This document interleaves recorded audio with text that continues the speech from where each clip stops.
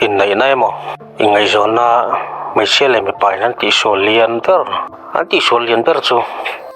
mipa te laka hmeichhia in no nih an tum thin hi ani hi thil tum that ka tang lo chhuak ani ati thei tho bawk pasal chu tanpui duwa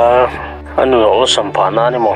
ong taka kalsel theina na ti pon mai the ma se pasal mo phurna se non tir fo emo ati diklo sil fo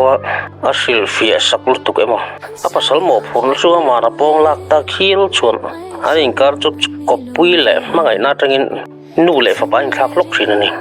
tin su ai ranga in hiplon na ti si thei engma dang om lo hmeichhia chuan ai pa emo a pasal chu ani na tik takalet le tura du tak se chuan chu tiang thei tur chuan khun le mun a be tur ani sumiam zia chu sum le pai in sung na thutluk na siam na ang chi thil chu in rol lovin mo phur ra thei turin sanvo la tur dina nia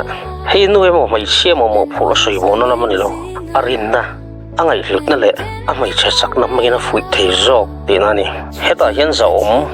mamo le lutan i zia hriat tir huna chuan ami pani na kai tho thei tur nei fui to zo don nei putlung nu siam thiam zok homim tu le malama sa zok lo ri photo no loi wang ni lovin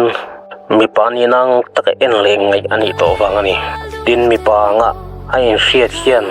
ama ina ai pek na le hroi tu ni na chu thorim na tel lovin aluan chhuatir to don ani